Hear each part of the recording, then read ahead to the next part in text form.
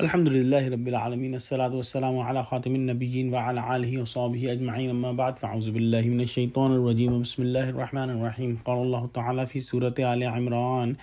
إن الذين كفروا لن تغني عنهم أموالهم ولا أولادهم من الله شيئا وأولئك هم وقود النار. Translation: Indeed, for those who disbelieve, neither their wealth nor their children shall save them from Allah, not at all, and they are those who will become the fuel of hellfire.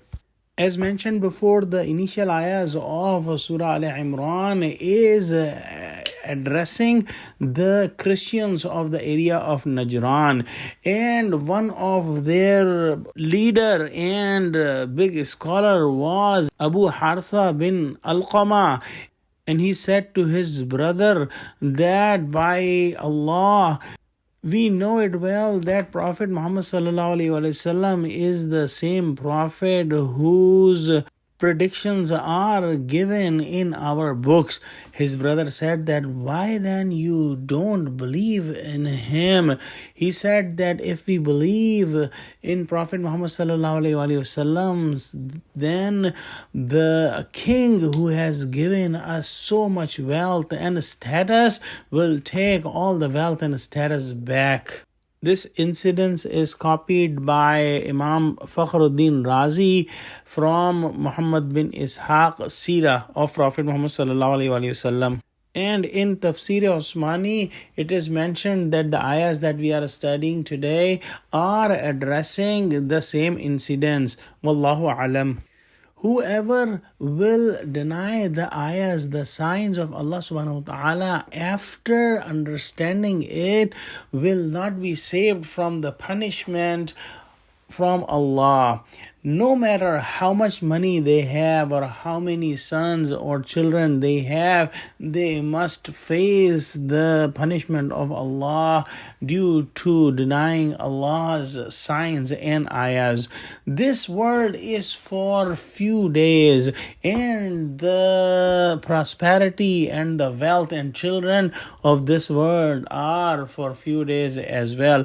However, who is fearing Allah and who has the taqwa of Allah, he has a very long-lasting wealth.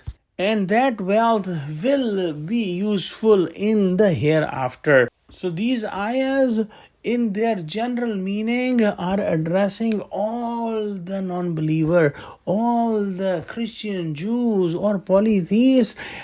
Whoever will deny the ayahs of Allah will be facing the punishment of Allah. Even if they call themselves Muslims and they do not believe in the ayahs of Allah, they will be in the same group. In the next ayah, Allah subhanahu wa ta'ala says, كَذَأْبِ آلِ فِرْعَوْنَ وَالَّذِينَ مِنْ قَبْلِهِمْ كَذَّبُوا بِآيَاتِنَا فَأَخَذَهُمُ اللَّهُ بِذُنُوبِهِمْ وَاللَّهُ شَدِيدُ الْعِقَابِ. Translation: like the people of Pharaoh and those before them who disbelieved in our revelations, so Allah cut them for their sins, and Allah is strict in punishment.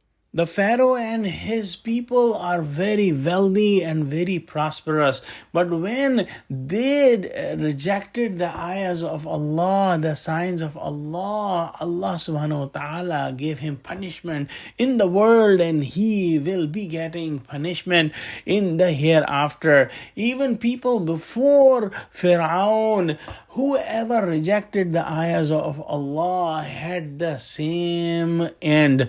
And even today, similar people will have the similar end. The end of ayah, Allah subhanahu wa ta'ala says that Allah is strict in punishment. He is shadidul iqab. And we must keep these attributes of Allah in our minds as well. No doubt Allah is Rahman, Rahim, Wadud, Kareem, Ghaffar. All those attributes belong to Allah. But He is Shadidul Iqab and He is Azizun Zuntiqam as well. Let's pray that, oh Allah, help us read, understand, act, preach, and have full belief on Quran. Ameen. Wa akhiru da'wana alhamdulillahi rabbil alameen. Assalamu alaikum wa rahmatullahi wa barakatuhu.